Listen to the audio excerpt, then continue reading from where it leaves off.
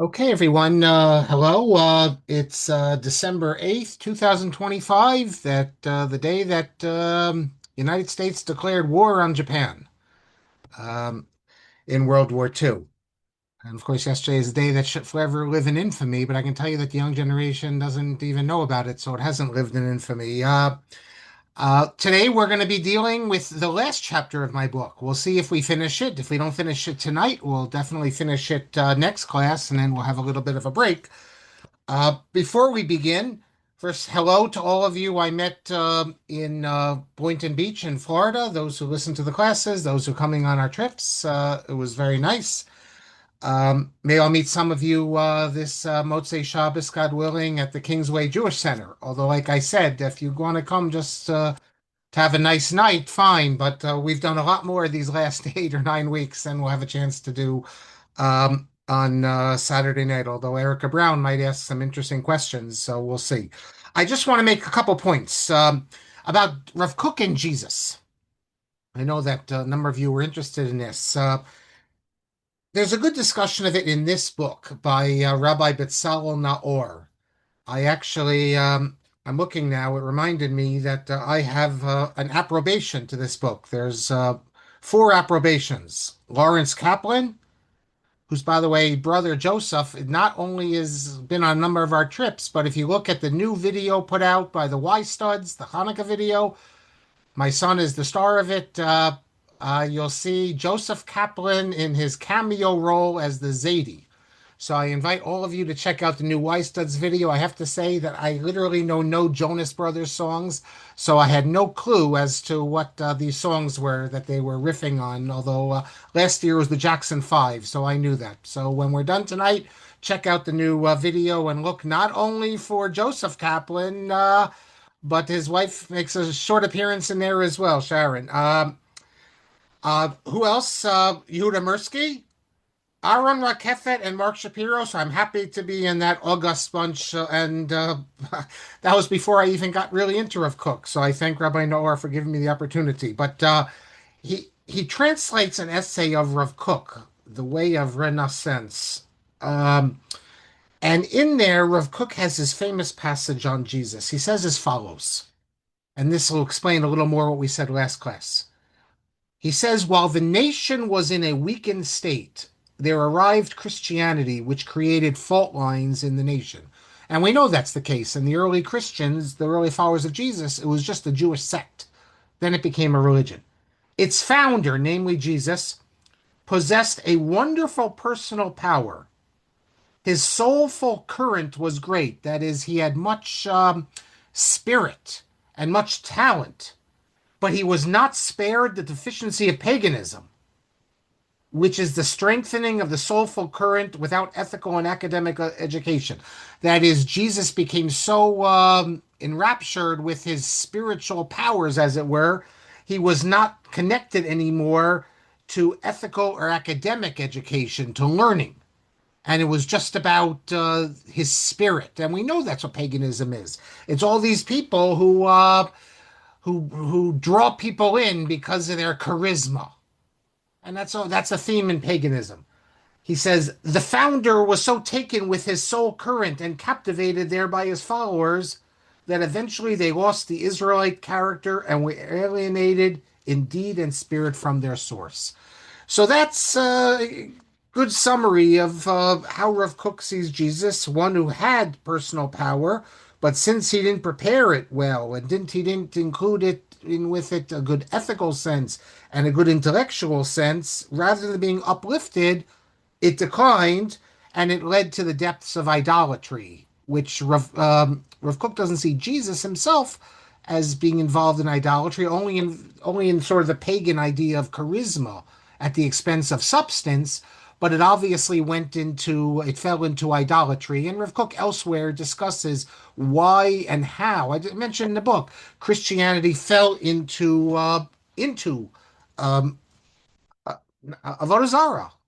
Do we want to call it idolatry? Because technically not, they're not worshiping idols, but it's avodah zarah, for foreign worship. And in a sense, Jesus himself became the focus of the avodah zarah. So maybe you can call it even idolatry. Point number one. Point number two, a number of people were curious about this idea of Jews believing that non-Jews, Christians in particular, that's who we're dealing with, were able to do wonders and miracles. First, you have to understand something, that in the medieval period, including our greatest rabbis, the things they believed would astound you. Just like in future generations, people are going to be astounded at some of the things we believe. The difference, of course, is that we still, today, we have a scientific approach and an empirical approach. Not everything is, and even some of our science will be shown to be foolish.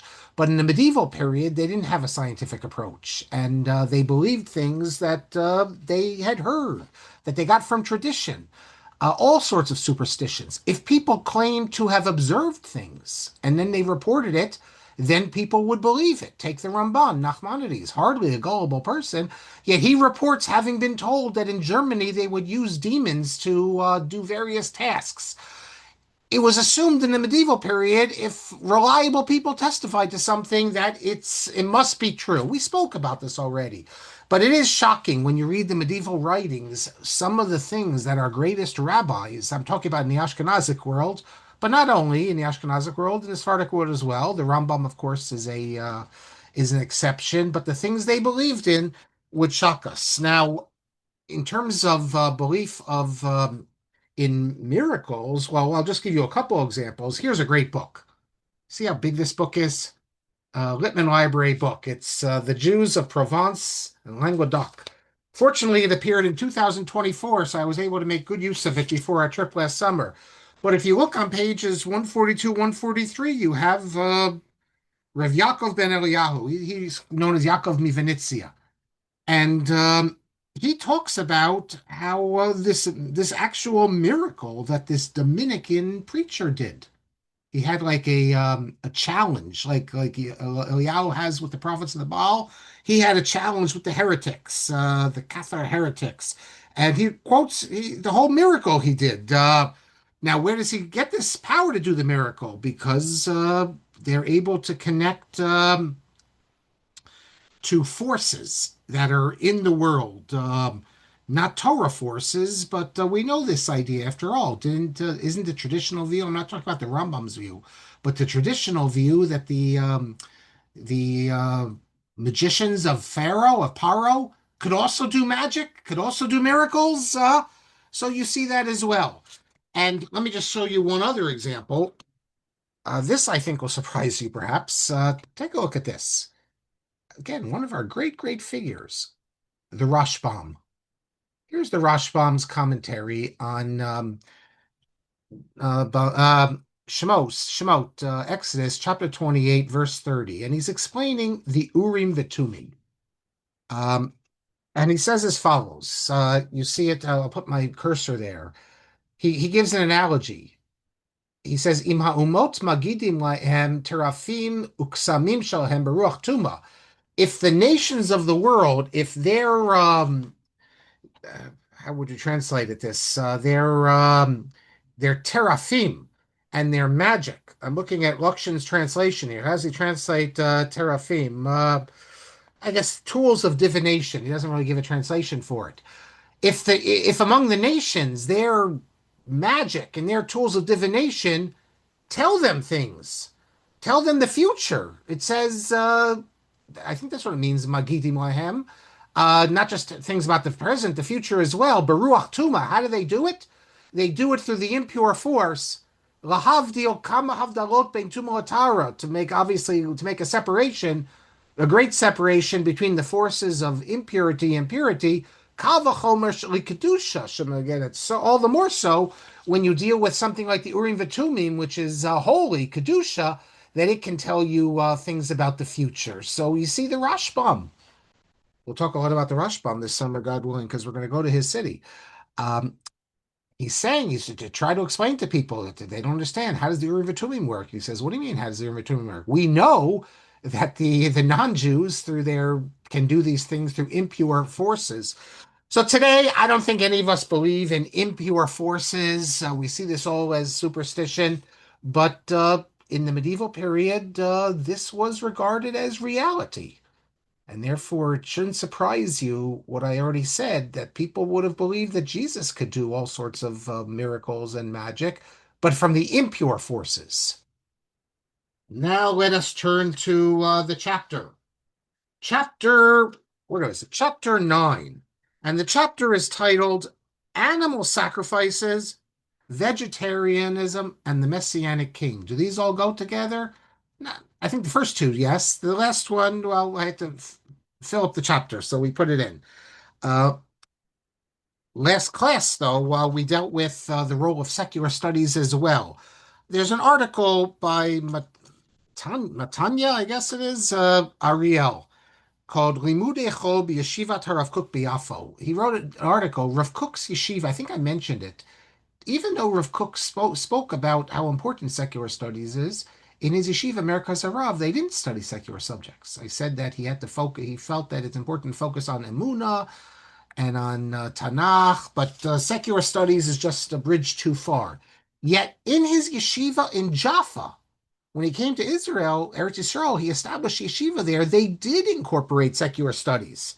Now, Ariel in this article claims that for Rav Kook, this was an emergency measure, Horas Shah, secular studies in yeshiva. His argument is that Rav Kook, his idea of secular studies were for the advanced people, great scholars, leaders of the Jewish people. They need secular studies. But he's not a German Orthodox figure who believes in Torim Derech Eretz and that everyone needs to have secular studies. And he's certainly not a believer that in the yeshiva, which should be Kulo Kodesh, that there should be a focus on secular studies. His argument there is that this was necessary to get the people to send their children, and it was, but that's not the ideal. I'm not sure. I haven't investigated it enough. But even this person who's arguing from a Chardali viewpoint, I gather, he still acknowledges that for Rav Kook, for the leaders of the generation, it's vital that they have secular studies, and that would clearly put him at odds with the traditional yeshiva approach. So let's pick up in chapter 9, and I begin dealing with sacrifices. I touched on it a little bit, but here I get into more detail. Now, what's the issue about it? Well, first of all, Rav Kook in numerous places tells us that sacrifices are important, and there will be sacrifices in the future Beis Hamikdash. This rabbi in Hoboken that we did classes on, Rav Chaim Hershenson, this very interesting, provocative rabbi, he wrote in his Sefer that we've moved beyond sacrifices, that sacrifices were a time-bound thing, we've moved beyond it, and Rav Kook has a letter, which Rav Chaim Hershenson, I believe, published it, but it's also in Rav Kook's letters, in which he says to Rav Chaim Hershenson, don't be carried away by the Western ideas that sacrifices are part. Of course, we're going to have sacrifices when we return. He says he doesn't call. He says it's more appropriate to think we're going to have sacrifices. He doesn't think that Chaim Merton is a heretic for saying this, Chas v'shalom. He just tells them he's wrong. I've quoted this letter a lot because I think it's very important. Because Rav Kook says, I've mentioned it, that sometimes you have people try to say that we should feel so terrible that we don't have carbonos. We should miss the carbonos, and if we don't, there's something wrong with us. And I've said it's all nonsense. And I have Rav Kook to back me up. It's if you want to say we should feel bad that we don't feel bad and that we don't miss the carbonos, fine. That makes sense. That's what Rav Kook would say. But it's impossible today for anyone. So Rav Kook thinks, so I think, to feel that they miss sacrifices. Rav Kook says we're so far removed from it. We can't even, he says to Rav Chaim Merchant, we don't even understand what sacrifices are. It's like beyond our understanding that in the future era, the Messianic times when it's revived, then we'll appreciate it. But until then, it's not something that we can have any conception of. So I don't believe anyone can honestly say that we should feel like we miss sacrifices because, as Rav Kook says, it's impossible for us to even be connected to this. In the book, I spoke about Rav Shmuel Nadel, that's the son of Rav Gedalia Nadel. You got to see the video of him. Looks like a big Haredi Rav, and he's talking about how anyone today who talks about they want to do sacrifices, these people they want to go on Har HaBayit and or they want to do a Karban Pesach, he says they're all insane. Now I wonder what or crazy. I forget the exact words. I wonder about this language because we know that there was Gedolim who wanted to bring the Karban Pesach, and presumably maybe they felt it, or even if they didn't feel it, maybe they thought that if we start bringing it, then we'll get the feeling. But Rav Shmuel Nadel, his idea is basically like Rav Kook, that we're so far removed from sacrifices that he thinks you have to be a crazy person today to have any desire for this. So I quoted that because I thought it was interesting. So if you just look at that, you'd see Rav Kook as a fairly traditional. We don't do sacrifices now, but in the future we definitely will have it. And until the new writings were published, that's pretty much what, with one exception or two exceptions, we could have said about Rav Kook's view of sacrifices. He has a couple passages. He has a passage in his commentary on the Siddur in which he speaks about a future of. Now, here I have to correct something I wrote in the book. I wrote a number of times a future of vegetable sacrifices. And I did the same thing in my book on the 13 principles. And Rav Kook, that definitely that is something, vegetable sacrifices. But he also, I mean, also would think of in terms of grain sacrifices. Now, grains are not vegetables. So I should have said vegetarian sacrifices or sacrifices because it's not just vegetables, it's also grains. And Rav Kook also has another essay in which he speaks about this possibility. But that's it. It's only with the new writings that he really opens up for us a completely new world. Now, even before we have the new writings, we have a problem because on the one hand, we have the letter of Chaim Hershenson, we have many other places where he speaks about sacrifices, and after all, the Rambam says it, even though despite the Rambam, he offers this explanation that sacrifices were a concession because the Bnei Yisrael was so attached to this physical form of worship. That's the only way they could connect to God. But yet he says that in the Moreh Nevuchim, but the Rambam in the Mishnah Torah says absolutely there'll be a return to sacrifices. And although people maybe like to say that there's two Rambams here, or the Moreh Nevuchim has a different approach, you can very easily explain it that it's like Me'ilah. The Rambam himself gives this example. If I take a rock and I make it hekdesh to the Beis Hamikdash, it comes from nothing. It's a rock, but now it's holy. So too, sacrifices, they could have a lowly beginning, but now they've been made holy. Otherwise, you commit what they call the genetic fallacy. That is, you assume that something's value is determined on its origins. So, I mean, that's the standard way of explaining the Rambam. But what about Rav Kook? So some have suggested, like Rav Shlomo Goren, then Rav Chaim David Levi speaks about this, without reference to Rav Kook, as I recall, but Rav Shlomo Goren's explaining Rav Kook that Rav Kook had to distinguish between he must distinguish between two different eras. When we first return to Eretz Yisrael and have a Beis Hamikdash, of course we're going to have sacrifices, but over time we slowly will move out of it as we rise to a higher level. I was very surprised that none other than Rav Nosson Kamenetsky told me that's his thinking as well.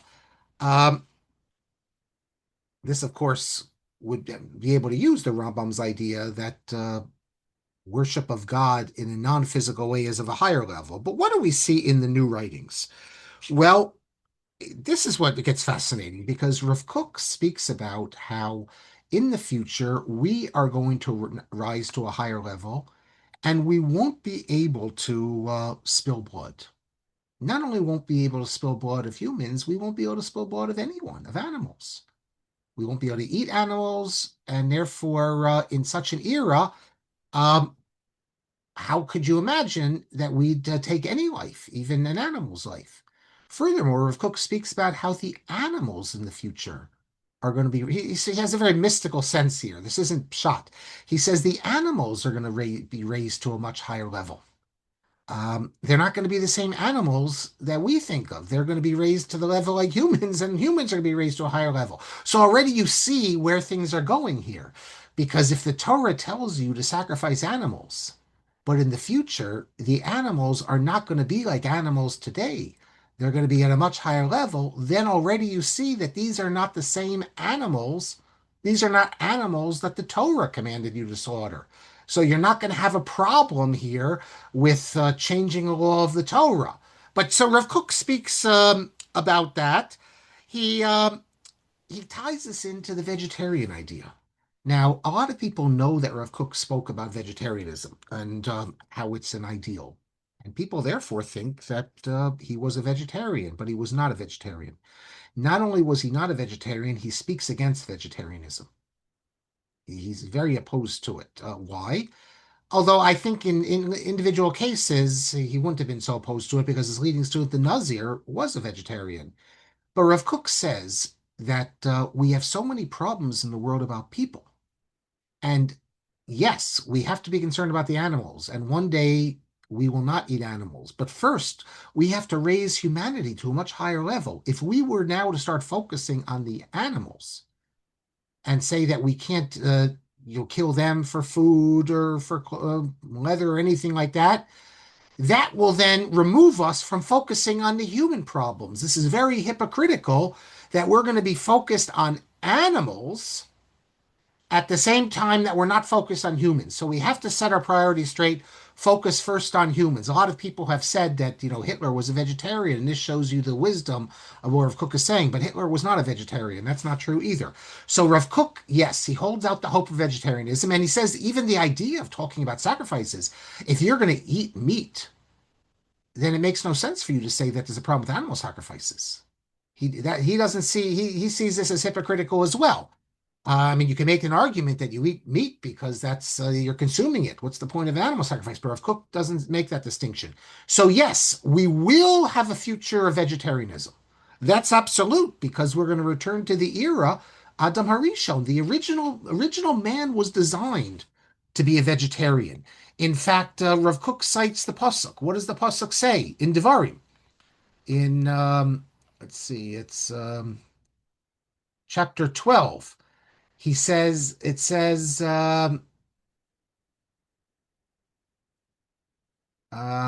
look in verse 20. It says, Ki yarchiv Hashem elokecha et gvulecha, when the Lord thy God shall enlarge thy border, kasher diber lach, as he promised you, v'amarta ochla basar, and you will say, I will eat flesh. Why? Ki te'aveh nafshecha le'achol basar, because your soul desires to eat flesh. Your soul desires to eat flesh. Taiva. Um, well, that's only because if you want to. But we're going to reach a point where we no longer have a desire to eat flesh.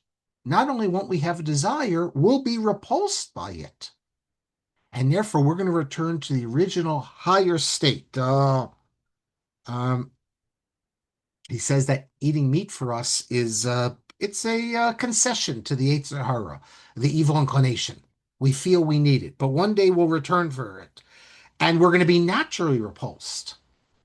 He says that the Torah did not need to tell us that you can't eat human flesh because you're naturally repulsed by it. And he says that in the future, and we've spoken, of course, about cannibalism, and in the future, we are going to be naturally repulsed by eating animal flesh. Everything Rav Kook is speaking about, incidentally, about vegetarianism, is talking about people who are doing it, premature vegetarianism, is people who are doing it because of concerns for the animal.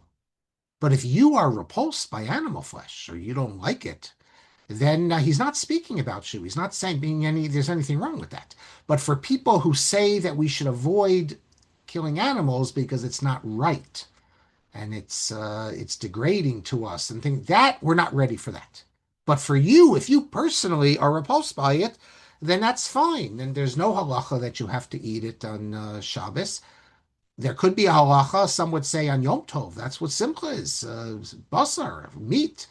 But that only applies. Everyone who's examined this with an open mind says that that only applies if you like meat, if you're drawn to it. But if you're repulsed by meat, how could that be simcha? You're going to tell someone that they have to eat something that repulses them?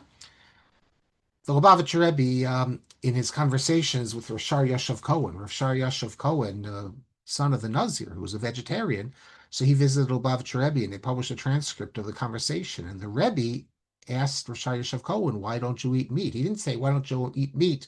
Because you have to rejoice on the holiday and you can only do it with meat. The Rebbe understands that if you're repulsed by it, that's no rejoicing. But the Rebbe says that's how the animals get a tikkun. That is, they're raised up through shechita. And so then Rashai Yashav Cohen explains, their approach. Rav Kook, he points to different psukim that the animals are going to be in a higher level. He says that there's a pasuk in Yeshayahu. It says, "The beasts of the field shall honor me." So that shows he takes it literally that the animals will be a higher understanding, and therefore in the future, he says, animal sacrifice will be the equivalent as if today we could imagine human sacrifice. None of us could imagine human sacrifice. We think it's obscene, of course. And therefore, only when animals are at the low level can we sacrifice them. Now, before we go on and look how Rav Kook justifies this from a pure halachic standpoint, I think it's important to stop and just make this point. And this is why I think this is all very important, because many people have been told, if they said things like, well, I think in the future there won't be animal sacrifices, or it doesn't, if they have an idea, it doesn't fit in with their conception of a messianic future, that they're told they're speaking heresy. And how can you say that? The Torah says you have to have a Karban Pesach, all these things. Know that you're not speaking heresy, and that Rav Kook is going to offer unless you think Rav Kook is speaking heresy, which there are people who would say that, but know that Rav Kook is going to explain that, yes, of course there's a Karban Pesach, but we will move beyond it.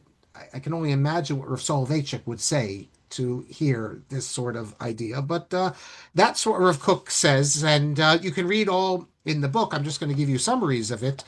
But Rav Kook, first, in the new writings, because in the old writings that we had, only two of these passages where he mentions that sacrificing animals in the future will be like sacrificing people today, and then where in the Siddur, where he says that the sacrifices will be of the mincha.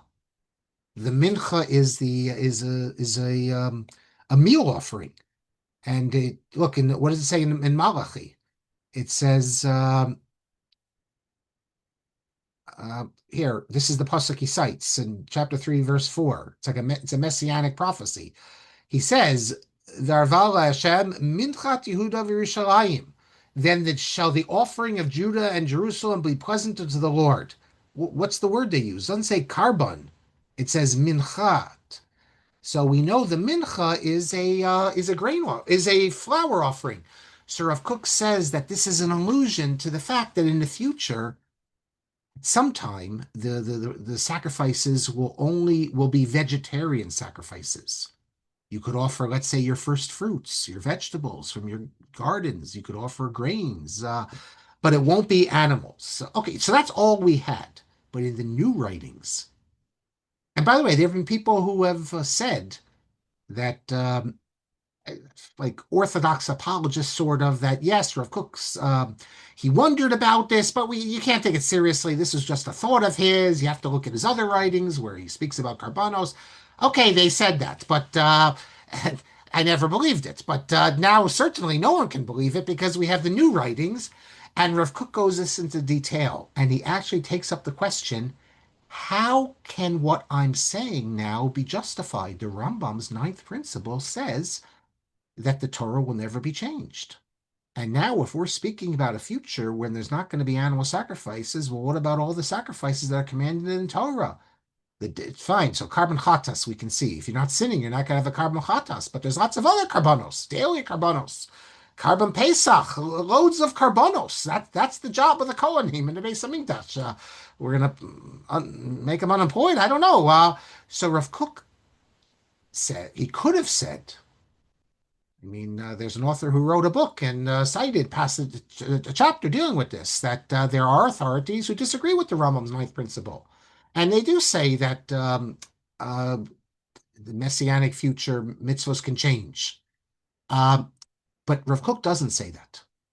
He says that his opinion is in line with the Rambam's ninth principle. Of course, the Torah doesn't change, But he says what I'm saying is not in contradiction to the Rambam's ninth principle.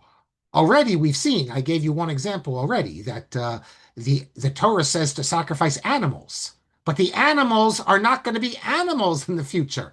They're going to have a higher intellect. So this isn't what the Torah is referring to. Uh, but Rav Kook is going to give other ways of showing this. Rav Kook is going to explain in detail how his approach is not in contradiction to traditional ideas, and he's going to do that. But before I get to that, Rav Kook doesn't say absolutely this is what's going to happen. He holds out the hope, you might say. He presents a future like this. But he also says in the new writings that it could be that there will be sacrifices in the future. And he gives a couple of examples. One he says is that the animals themselves, who are going to be at such a higher level, will offer themselves up. I guess they'll commit suicide as a way of sacrificing themselves for humanity. So he gives that as an option also, but he also gives the other option. And if you read Rav Kook in its entirety, I don't think you can conclude anything other than the fact that that's what he assumes is going to happen, because humanity is not going to be able to spill any blood. He says that he first takes us to the Sanhedrin, and the Sanhedrin is able, according to the Gemara, according to standard halacha, to uproot commandments with what we call shev al taseh. The Sanhedrin, even absolute commandments in the Torah, the Sanhedrin can say that we don't do them. Kum va'aseh, tell you to violate a commandment, that can only be done as a temporary measure. But permanently, the Sanhedrin has the authority. We do not blow shofar on Shabbos, on Rosh Hashanah. Um, I mean, the sages have the authority, what we call sheval taseh. And Rav Kook says he's going to offer a number of justifications as to how his eschatological vision is not in contradiction to the simple words of the Torah and also the Rambam's ninth principle. One is that the future sages will see the culture of their era, and that people are so far removed from animal sacrifices that to do that will not be a benefit. It will not be a benefit for people's spirituality. On the contrary, it will be negative for their spirituality, and therefore, through the authority of the Sanhedrin, the Chazal of the future, they, through acting through sheval taseh, that is abstention from action, can suspend animal sacrifices. Because as Rav Kook says, to have animal sacrifices in an era when this doesn't help people's spirituality, and simply because the Torah says to, well, that's the job before you have a Sanhedrin. When you have a Sanhedrin, they're able to be dynamic. That's the whole point of it. Rav Kook says they're not just going to do Sheva. He gives another option. They don't just have to say Sheval Taseh. They can actually supply drashot. So this gives it more authority. It's not just saying don't do it. But Rav Kook tells us the various drashot that the exegesis that the sages of the future will give. It's as if he's imagining himself on a future Sanhedrin, and he's providing the drashot that this future Sanhedrin will use. And he gives a number of possible drashot, and since you derive it hermeneutically, and show hermeneutically why animal sacrifices are no longer required. Therefore, you're not in violation of the Rambam's principle, because this is coming out of the Torah, and you're not violating the halacha. He before I go further, actually, he says, remember I told you that he does hold open the option that in the future there will, at least for a time, be animal sacrifices. One of the things he says is that since people will continue, or as long as people continue to have urges to harm others in various ways, he thinks that animal sacrifices allow this urge to kill, I guess, a bloodlust, to be satisfied, to channel it in a permissible fashion. I find this quite astounding, because animal sacrifices, the last thing we think about when we think about animal sacrifices is that there's any like negative aspect to it, that killing, and yet he says that this is a this is a way that people will get this out of their system by killing the animal or having the animal killed for them, which is certainly not how we usually view sacrifices. But that's what he says. And I mention this because I want to tell you something else. And I think it shows you the naivete of Rav Kook. And it also shows you the effervescence of his thinking. Everything he touches is new. And you're going to find this quite strange. And I have to confess that I would not tell you this. I made the mistake of saying this at one time at a lecture. I would not say this in a group of mixed company, even though I'm only going to use a Hebrew term because I'm a bit puritanical, but I'm going to say it anyway because it's Rav Kook and Betzalel Naor expounds on this in a different book of his. So let me just say it as follows, and let's try not to have discussions. You can contact me privately, but I think it's important because it just shows how Rav Kook's mind works. Namely, Rav Kook is thinking about halachically permissible outlets for things that maybe are not the best, or in order to prevent you from falling into sin. And if you want to see it, you can look on page 172. Rav Kook deals with the fact that the sages permit. I'm going to say it only in Hebrew. If you need a translation, come to me later. Bia shelo kedarka. Now, why should the sages have permitted Bia shelo kedarka? I mean, well, what possible reason? So look, you can give all sorts of reasons that married people should be able to do what they want, whatever their fancies are, etc. Rav Kook doesn't say this. This is what Rav Kook says. Rav Kook says that if you have men who have a desire for homosexual relations, this gives them an outlet. Now, I don't think any gay man is going to is I don't think anyone would buy this, and I don't think anyone today buys it.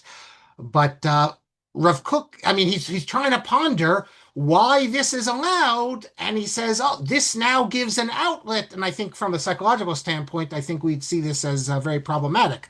That a man should be in a marriage, but if he's not attracted. But I just think it's so naive. But it's Rav Kook thinking out of the box. Everything Kook touches almost is out of the box thinking, and it's striking when you think about this insight, even if we do find it naive, and because no one ever said that before. But that's with Rav Kook. Everything he touches, almost, you have new insights which no one else said. Okay, so getting back to what we were speaking about, so Rav Kook presents a number of drashot. So, for instance, it says in Vayikra, chapter 19, it says about sacrifices, "Ritzonchem tizbachu." Uh, so, uh, or later on, so what does it mean, "Ritzonchem tizbachu"? He says, "You will sacrifice at your will." Ritzonchem. So Rav Kook says, what's the possible drasha? Only that which you could say, Rotse'ani, I wish to do it. Like from Ritzonchem, then do you have sacrifices. But since the Torah says you should only do a sacrifice, Lirtzonchem, when you wish to, or at your will. In fact, let me pull up the pasuk so you can see what we're talking about here. Since we only say sacrifices, here, I'll pull it up for you right now. Now, granted, sometimes the psukim in context might mean one thing, but look at verse 5. When you offer a sacrifice of peace offerings to the Lord, Hashem lirtzonchem tizbachuhu. You shall offer it that it may be accepted. So the question is, what is this word lirtzonchem? The translation doesn't really that it may be accepted. There's different ways, I guess, to translate Lirtzonchem. Rav Kook reads it as at your will, Lirtzonchem. Um, and if you read it that way, then you could have a drasha, Lirtzonchem, only when you wish to.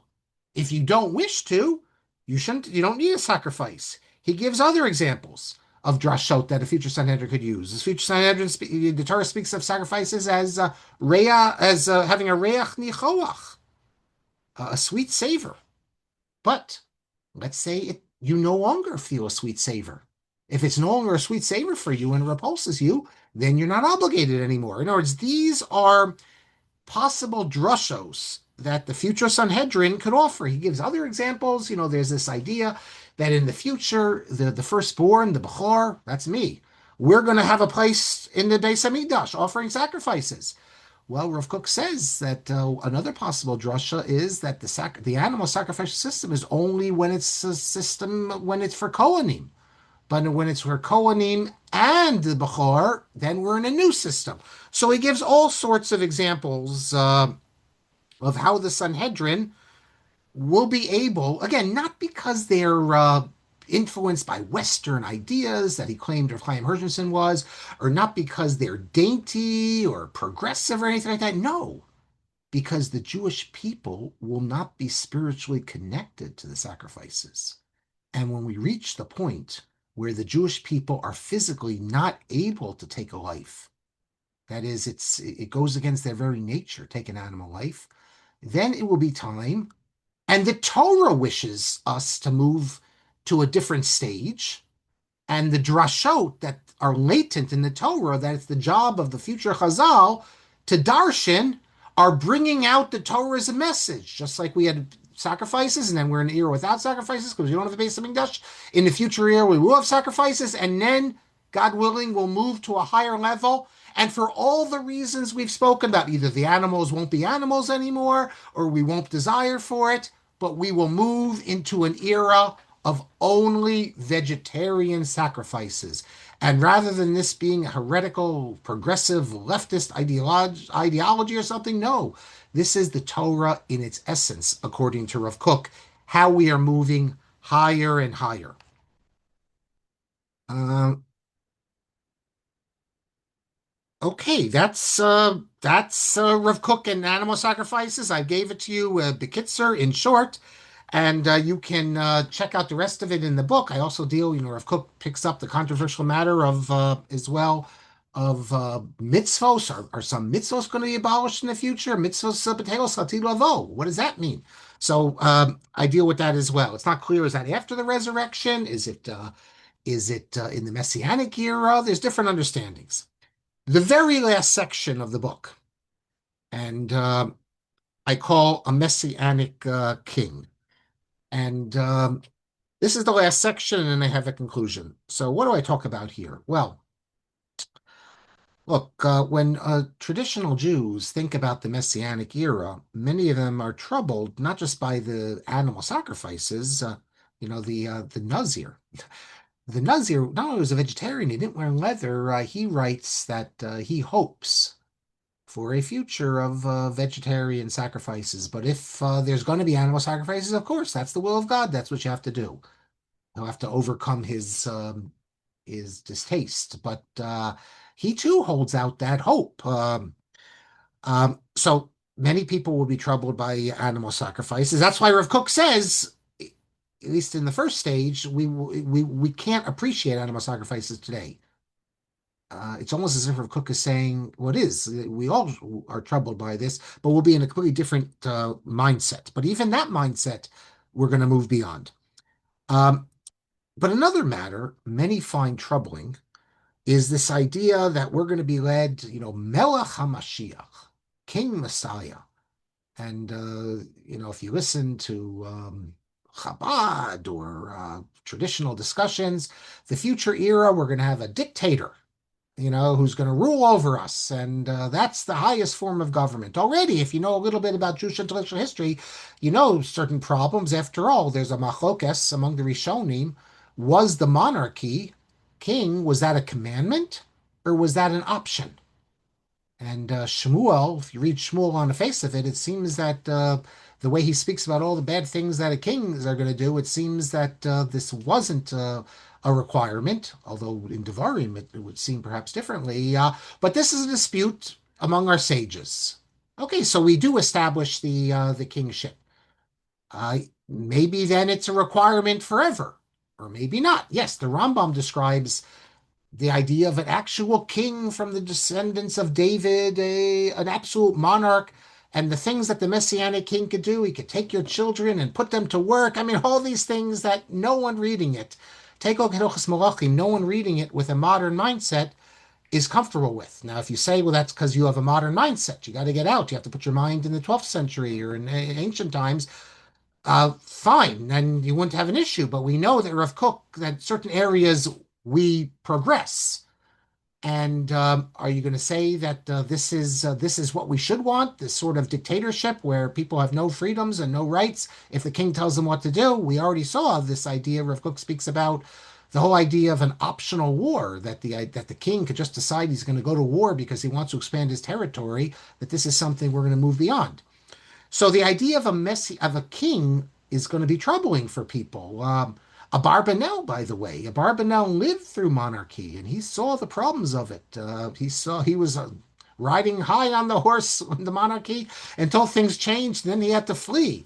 So he writes about makes his way to Venice and he sees how the Venetian kingdom runs, and he writes about how monarchy is the worst system, and that the system of Venice, quasi, I'm not going to call it democratic, but at least the system of a proto-democratic for the aristocracy, for the elites, that he sees this as much better way to run the government. Well, this is obviously going to be a problem. Now, I think many people, if you just think about it, they might conclude that the reason texts in the Gemara and elsewhere describe the Messianic king and Messianic kingdom is because that's the form of government they knew. After all, the fundamental idea of the Messianic era, we know it from the prophets of peace, of the word of the Lord going out from Jerusalem, a return of the Jews to the land of Israel.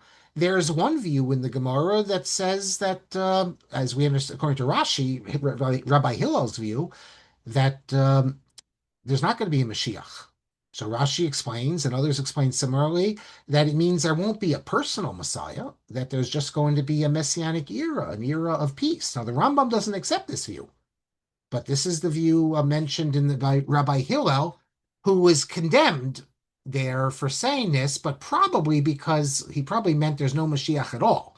That's why he's condemned for that. So, but you have this idea expressed elsewhere as well of a messianic hero without an individual. So how important is the individual? Is this central as some visions of the future see it? Or is really the focus on God and on the Jewish people and peace?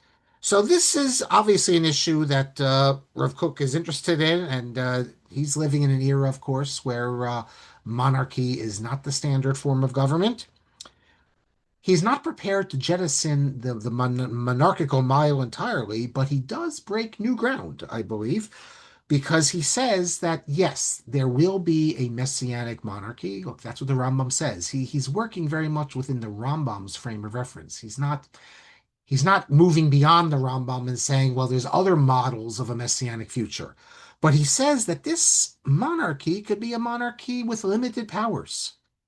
And as I say in the book, I don't think it's too much of a stretch to think about monarchies like in the United Kingdom, where the monarch has a symbolic role. He's the representative of the people, but he does not rule in the traditional sense. And this too is in contradiction to the Rambam, though. So I'm not sure why Rav Kook is so. Probably because the tradition. It's in Yeshayahu. A shoot shall come out of Jesse. We do speak about a figure. Fine, if you don't want it to be a king, you can speak about a great man, a great rabbi, a great figure, someone who's going to lead the Jewish people. I don't know, maybe like Lord of the Rings. Think of, I forget his name. The someone will remind me and type it in. The one who I just who I forgot the name of the guy who Gandalf, like the wizard, no, Gandalf. not the wizard, the king, the future king. Oh, The one, yeah, yes, Aragorn. Aragorn. Okay, so he's like a figure like that, someone who's going to be like a Moses type of figure. Um, but he says we don't need a monarchy in the sense that we think of like the Rambam describes it, like an actual dictatorship of a king. And he says that the word nasi is used in talking about the future,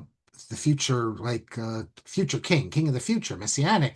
So he says Nasi is a prince. Nasi is not the melech. It doesn't. So that implies that there's someone above, namely God. So already we see that the ideal here is for the people to rule themselves, but there's a representative of God. So he's imagining like a monarchy, like we have through in England, in the Netherlands, all these sorts of places. In fact, with regard to Rav Hillel's famous statement that there'll be no Mashiach for Israel because they already enjoyed him in the days of Chizkiyahu HaMelech, that Rashi says he's not denying the messianic era. He's just saying there won't be an actual king. According to Rav Kook, Rav Hillel believed, like Abarbanel and others, that the reason we had a monarchy was because of a lack of ethics among the people.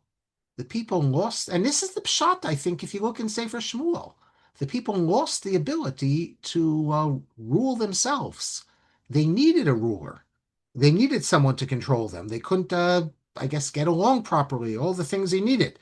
However, with the rising of a strong Jewish ethical level, only a strong national identity will be needed rather than a monarchy. That's Rav Hillel's position. And Rav Hillel, like I said, is rejected, with Rav Yosef saying, may God forgive him. And Rav Kook explains, again, no one, as far as I know, has ever said this, that Rav Hillel's view is rejected not because it's wrong. Really, Rav Hillel is right in a theoretical sense, but because the Jewish people are so attached to the concept of King Mashiach, son of David, they don't regard this as a burden upon them, having a king, but a source of pride. In other words, the entire notion of a king, Melech Mashiach, comes from the people's desire for this. And if they didn't have that desire, then Rav Hillel's view would be accepted. But even though they had such a desire, and therefore this is what's part of our tradition, it will not be a real king in the future. It'll be this symbolic king, or perhaps the implication of what Rav Kook is saying is that when we actually get to a point when people are not attached to a system of monarchy in the slightest, like in England, if the Jewish people were in England, okay, then the Melech Mashiach would be a figure like the King of England. But let's say when the Messianic times comes that the people are like the people of America, who have no connection to a system of monarchy, then the implication seems to be that the Messianic figure should be imagined as someone other than a king. And in this regard, I think it's worth noting that Rav Kook, in his commentary on the Mishnah Torah, says that he understands the Rambam as saying that you can fulfill the biblical commandment to have a king by setting up any form of government. The Rambam is explaining the king, the way kingship worked in the past, and that's his understanding of how it's going to work in the future. But Me'ikar Hadin, any form of government that the people want, that's a fulfillment of the commandment to appoint a king. Now, why is that a fulfillment? Because the importance of the king is not the king per se or the dynasty, it's to keep order, to advance the word of God. And whatever form of government can do that properly, uh, Rav Kook says that this works for the Rambam. I'm sorry, that this works for the Rambam. It works for Rav Kook. Rav Kook thinks this, not in the Rambam. I take that back. Because the Rambam himself says that it's a mitzvah, an obligation to appoint a king, although others disagree. Rav Kook is such a follower of the Rambam. When he explains this, he's not explaining it in the Rambam, but this is a letter of his. But in my mind, he must have seen this as able to explain the Rambam this way, because I can't for the life of me ever imagine Rav Kook giving an explanation that he thought is at odds with the Rambam.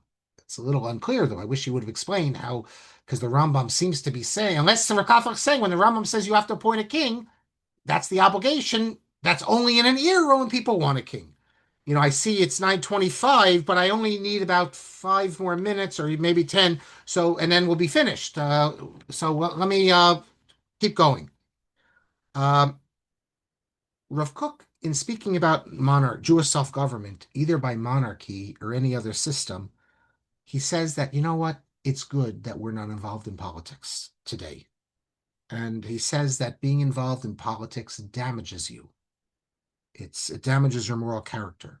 He says something amazing. He says, we left the world of politics by force of circumstance. That is, we did not decide to give up, uh, our national sovereignty and be involved in politics. We were forced out. We all know that. And we fought not to be forced out. But yet, Rav Kook says that although we were forced out of this, nevertheless, it contained what he calls an inner volition. That is, that deep down, this is something that was positive because we no longer were worthy of running our own kingdom. And if you know a bit about what it was like at the end of the Second Temple times, when you had all these sectarians and you had the Sicari, the people who you have to hide. If you want to go meet the Roman emperor to try to make a deal with him, you have to be worried that Jews are going to kill you. So read Josephus and you'll see all the problems. We were not worthy anymore of having our own sovereignty. So it's a terrible thing, yes. Basically just destroyed. But it didn't have to be destroyed, Rav Kook would probably say. Had they made some sort of deal with the Romans, it wouldn't have been. But we were pushed out and sent into exile. But so, yes, there's a negative aspect to that. But there's also a positive aspect to it. Because the removal of Jews from political life, although it was forced on us internally from the depths of our souls, thoughtful Jews understood that it was good that we were no longer on the world political stage. Of course, it would be better if the Beis Hamikdash wasn't destroyed, but because of the fanatics, extremists running around Eretz Yisrael in those days, just like today, we have extremist fanatics running around Eretz Yisrael, destroying Eretz Yisrael in the world's in the eyes of good people. I'm not talking about the evil people. Hilltop Youth and all these crazies out there who are going to be the undoing of so much good things. Um, People understood, Rav Kook said, that we were not worthy of ruling anymore. And Rav Kook says, however, that the time is coming, it's coming near, that we will be able to run our own country again. After all, we're returning to the land of Israel. And we'll be able to run it, he says, on principles of good, wisdom, rectitude, and clear divine enlightenment. And obviously, this includes religious requirements. When we're a moral people again, when we're a religious people, then we'll be able to rule ourselves again. And he's unambiguous that the success of Jewish settlement in the land of Israel is tied to Torah observance. And this future state that he talks about, he refers to it as Medinat Yisrael. That's prophetic because it wasn't called, no one knew it would be called Medinat Yisrael until 1948 or 47. But that's coming. However, man plans, God laughs. No one imagined in 1935, when Rav Kook dies, that 13 years later, the British would be forced out of the Middle East and the state would be established. When the state was established, it was not a religious state. It was a very secular state, a lot of anti-religious there. There's no question that the state of Israel, as it was established in 1948, was not where Rav Kook imagined and Rav Kook hoped it would happen. So yes, the state came. So you have to deal with it. You have to make the best of it. You have to try to establish it. But understand something that, as far as I see it, for Rav Kook, had he lived to see the establishment of the state, it would have been bittersweet. On the one hand, of course, there's happiness that finally God is giving us an opportunity to rule ourselves. But on the other hand, a recognition that really we're not ready for this. We're not at the place that Rav Kook thought we should be. God has put it in our lap, so we're going to have to make the best of it. But it's not the ideal state that he's thinking about in the future. And it's a huge challenge. And similar, Rav Kook, do you know that on the 1948, when the state of Israel was proclaimed, or 447, I should say, when the United Nations voted to partition Palestine, uh, all the Jews were out in the street dancing. Rav Kook went to Rav Harlap, and they didn't go out to dance. They cried. They cried because how could they not cry? Important parts of Eretz Yisrael, Yerushalayim, as well as other parts, were not being given to the Jewish people. So yes, there's obviously joy, independence, there's a state, but on the other hand, it's joy mixed with sadness. I have no doubt that that's what Rav Kook's attitude would be in 1948. Of course, there's joy, but also sadness that we're not ready for this. And are we up to this task? And uh, so I think that's also at odds with how people often portray Rav Kook. You have to see the complexity in Rav Kook. So I end the chapter that way. And then in the conclusion, I say that it's not an exaggeration. After we've gone through this whole book, to say that almost everything he touches comes with originality. And I say that in this book, I touch on matters, I deal with matters that are of particular interest to me. But there's much more in his thought that's groundbreaking that I have not dealt with. Much of it everyone knows, or a lot of people know. And in addition, if you look through the new writings, there's all sorts of other groundbreaking things. But I didn't feel like I had something to say about them. When I deal with all these matters, I try to put it into a larger context. I try to deal with other thinkers. And those who've read the book know in the footnotes, I contrast him in areas where I don't feel like I have a handle on, especially Kabbalah.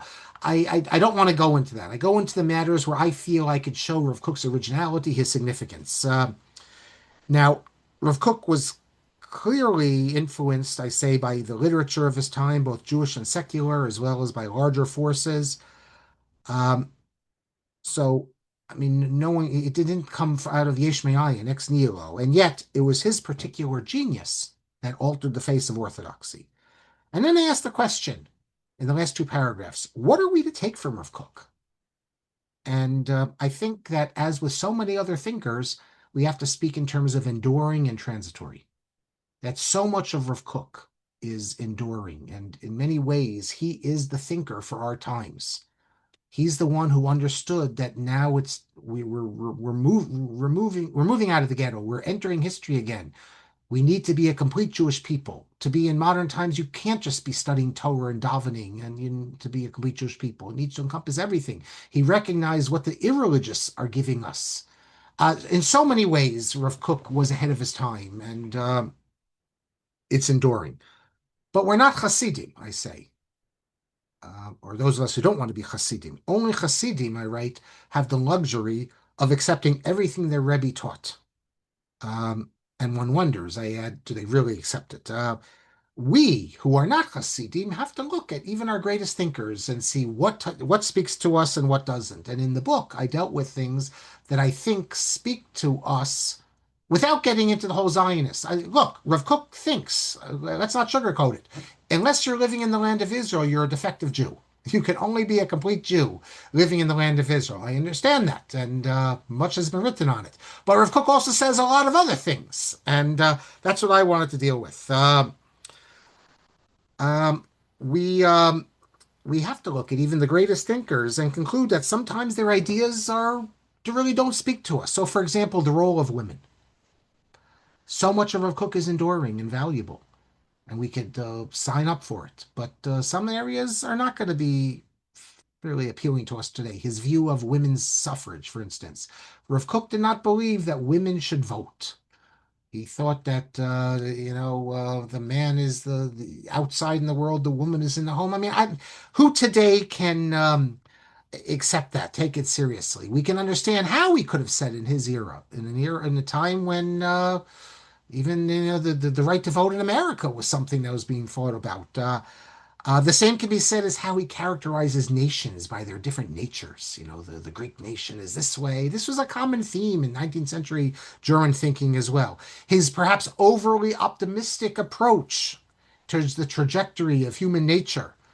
Um, but I think, as I said, much of what he says, especially for the modern Orthodox world, is timely, relevant, and spiritually inspiring. Uh, yes, it's true that in sometimes it's not the answers he gives that speaks to us so much, but the fact that he was willing and brave enough to raise the issues. I mean, think about sacrifice that we spoke about today. It's hard for me to imagine many who are going to, unless you're a big mystic, who are going to be drawn into his idea that maybe the animals will have their natures raised, so that most of us are more comfortable, I think, with the Rambam's view as Olam Keminago Noheg, that the only difference between the Messianic era and our era is Shibud Malchiot, that is an era of peace and where Jews control their own destiny. But nevertheless, the idea that he's willing to raise topics like sacrifices, can they still speak to us in a future time? I mean, these are things that will be very important. And even when his approach doesn't satisfy us, he opens the doors to such matters so that they can be part of what I call the Jewish national conversation, natural morality. The idea that natural morality evolves. It's all latent in the Torah. It's not, we're not adopting, when we speak about our conscience, we're not adopting a Western idea, progressive idea. No, this is latent in the Torah. The Torah wants us to have this idea. But the conscience of a Jew in the 21st century is different than the conscience of the Jew of the 18th century. Rav Kook sees this as nothing less than a revelation from God. So therefore, new understandings of morality are going to cause us to have to look back to the Torah and see what we can derive from this, and how we will understand the Torah. Every generation does this. Every generation with its own moral understanding. And I end the book as follows: Rav Kook's answers, almost 100 years after his death, might not be our final destination, but it was he who showed us how we must travel. So with this, I we come to the end of the book. I think it was 10 or classes, if I'm not mistaken. I want to thank all of you. I'll get to your comments and questions right now. I enjoyed, of course, writing the book, and I very much enjoyed chazering it, as we say in yeshivas, going over it and hearing questions and comments and insights and new thoughts I had as I'm if I, so many things now. If I do the book now, I'd add this, I'd add that.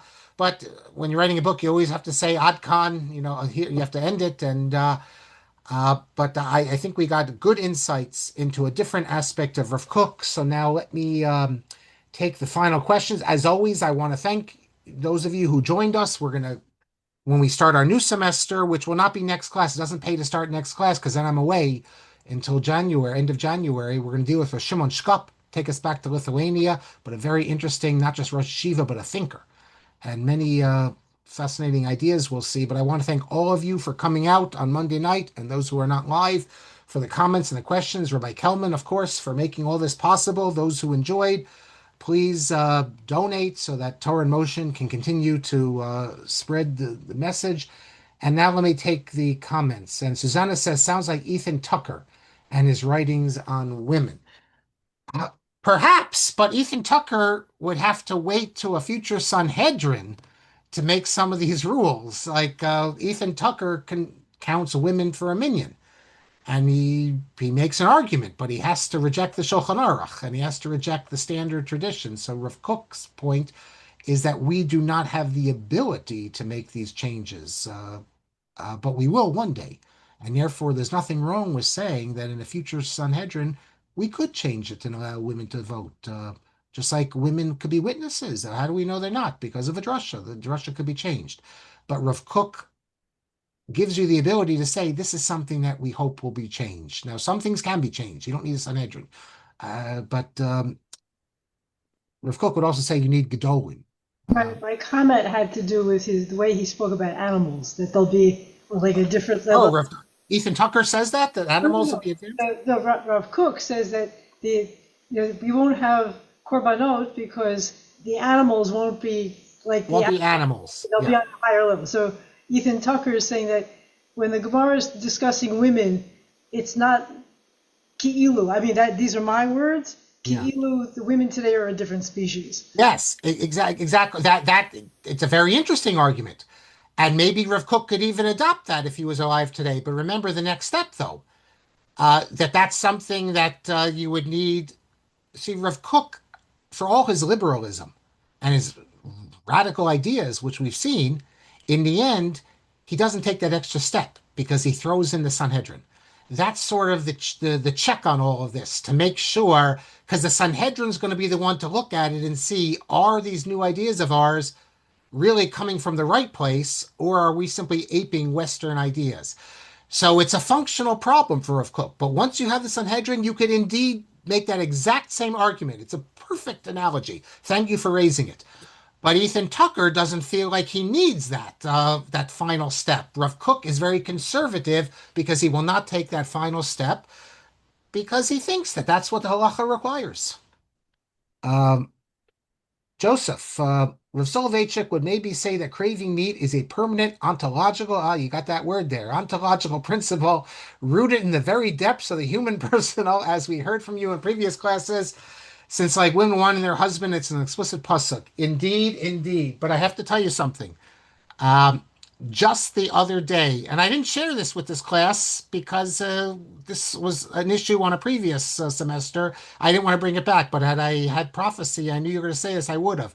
Rav Aaron Lichtenstein, in his commentary, they published his Chidushim on Maseches Gittin, says, I was shocked when I saw this, but he says that even the Rav, it's hard to believe that he actually believed this idea 100%, that he didn't acknowledge that there'd be times when it wasn't real.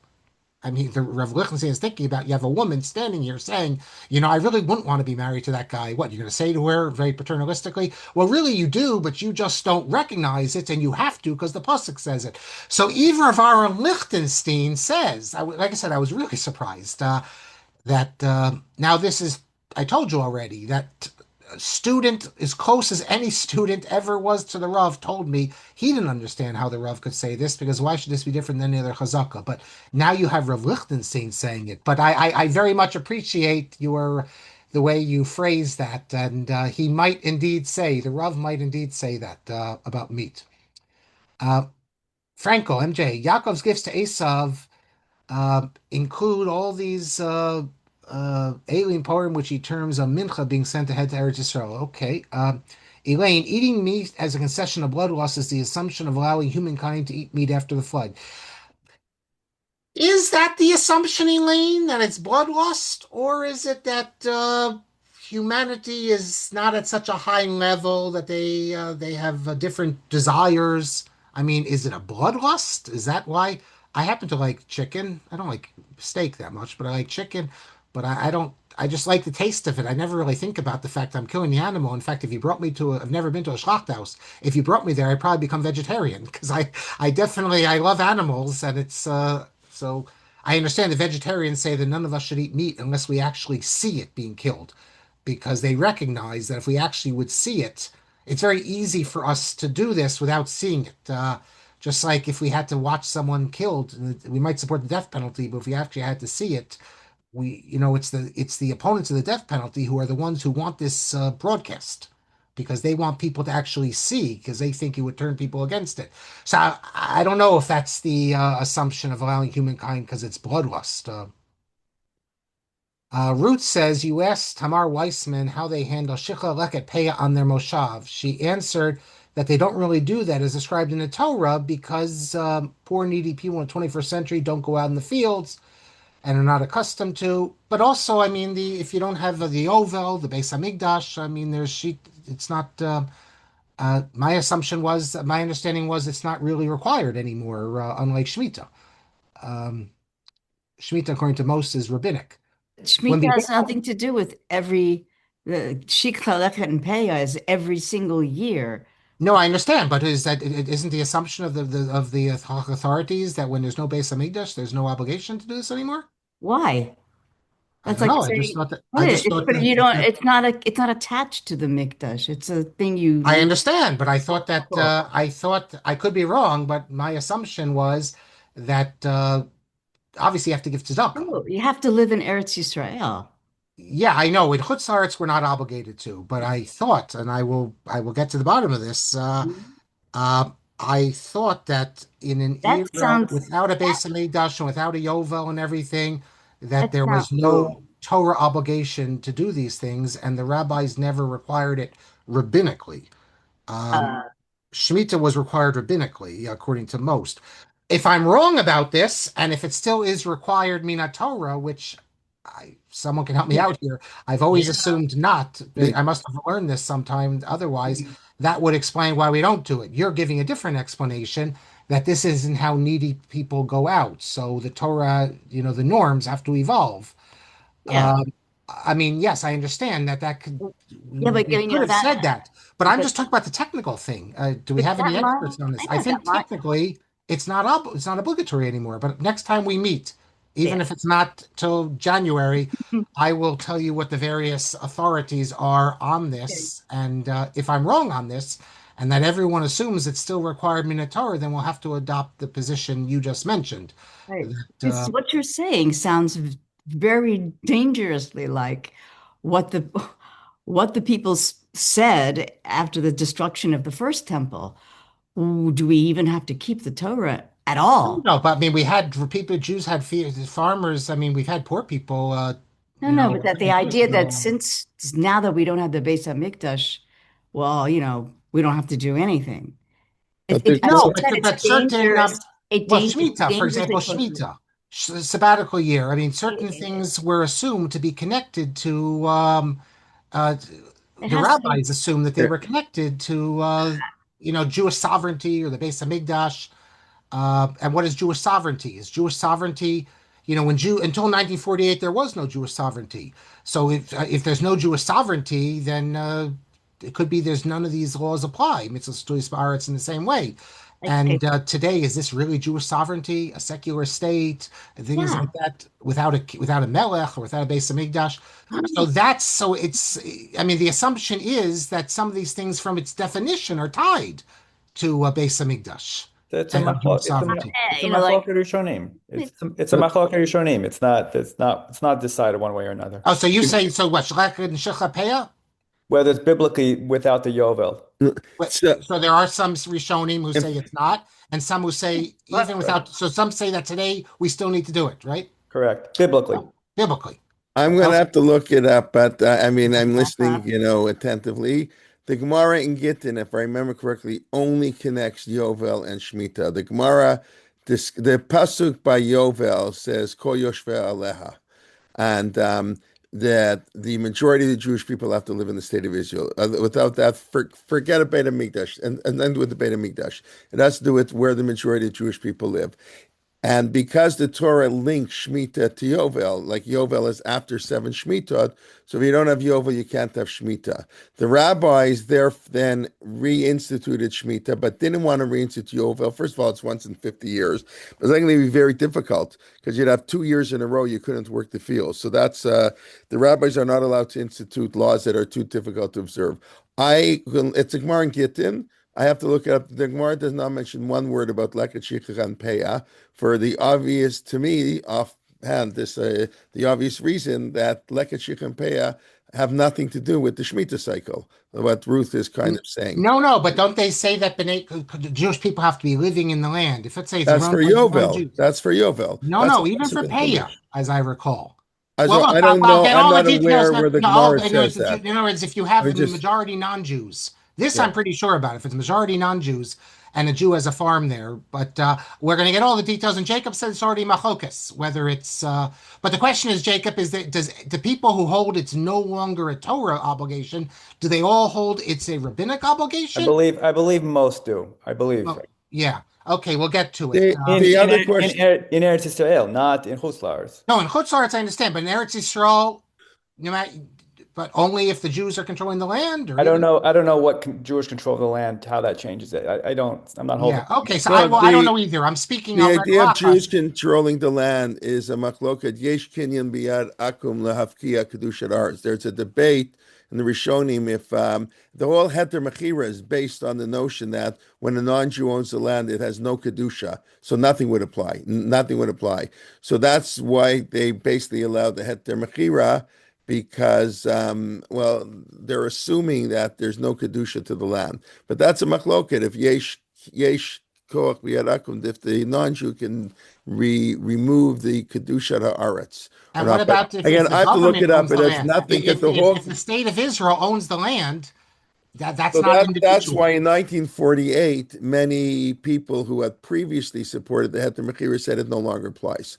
When the Heter Mechira was originally started in 1882, I believe was the first Heter Mechira, the Turks owned the land. So everybody agrees. The problem became in 1948 that it's one thing to sell private land, but to sell land, the state of Israel doesn't allow you to sell land. So that's a very good halachic reason why the heter doesn't apply. Of No, course, no, but that's for the hetman. But if I rent the land from but I don't own the land, do I have to do then paya? If it's not, I don't know. Okay, no, it's but just the a good question is, do you question. have the right to sell the land to a non-Jew? What right does anybody have the Yeah, right to? okay. But Jacob says it's a machokes. Says I could have guessed it's a machokes, so I'll get the details of it. Maybe I just assume this because fact is no one does it, and there are still poor people in Israel. Believe me, if you left a corner of your field, people would come. They would definitely drive over to the farm to get the things, even though that's not the normal way of doing it. Instead, today we deliver it, and there's a leket, it delivers it. But that's a good question, very good question, Ruth. And the only thing I would say is that if the rabbis themselves say it's tied to, let's say, ownership of the land or things like that, then it's not, that's in the system. A few more things quickly. Rav Kook's use, Gershon says, of Ritzonchem to justify the suspension of animal sacrifices. For a future Sanhedrin, he gives a possible drasha. Uh, okay, I don't want to get into Bia Kadarka. We can do that privately. Yeah, Gershon. Joseph says yes. Canada is also a constitutional monarchy. I always, yeah. And Susanna says you heard that Rav Kook thought women shouldn't vote because of shalom bias. Yes. Um, it would cause friction. It's a very Victorian way of in the house. They shouldn't be disputes. Uh, um, Thank you, Janine, for saying it was enjoyable and my enthusiasm about Rav Kook. Well, thank you very much, and I thank you for coming out and your comments and questions. I thank everyone, not just the ones who you see all the time commenting, who I appreciate very much. All our listeners and our people who watch have gotten to know them, but the ones who send me comments privately, and then the ones who just sit there and listen. And Rabbi Kalman, final words. I What just did want you to, you were what thanking. did you say about the video that we should look at after the class? At the beginning, you Oh, mentioned. well, Rabbi Shmuel Nadel, you can email me if you know Hebrew. He gave a talk about sacrifices, and he's a Haredi guy, with the long black coat, saying that, anyone who thinks today that they want to do a sacrifice should have their head examined.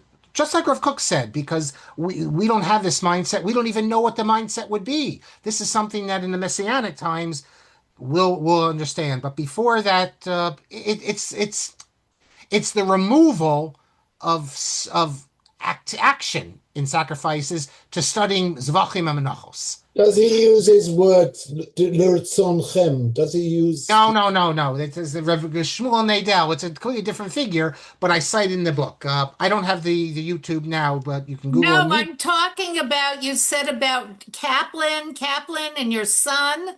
That video you mentioned at the Then beginning. okay. While Rabbi Kelman is giving, I will put the link in there. While Rabbi Kelman is giving, Well, this is the Wise what am I Studs giving? Hanukkah. I already spoke for 5 minutes. So what else do I have to say?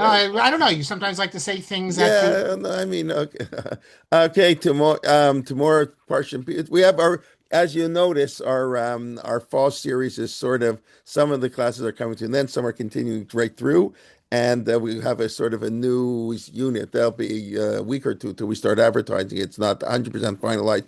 What we'll, be picking up with in 2026 in the winter semester, as Very we good. like to call it for Torah Motion. Of Sharing course, the I'm sure joy of most of this you know family our Hanukkah Yom Yun on Sunday. You have, filled with holiday flavors. okay, Yeah, and and hold on, let me just say, I put yeah, yeah. in the Y Studs Hanukkah video. Look, I don't know the Jonas Brothers, so it doesn't. But last year, you can listen to. Uh, you'll see the one Michael Jackson, and 2 years ago was really interesting because it was with the guy from Israel, from Kibbutz Be'eri, whose whole family was killed, and they sang it with him.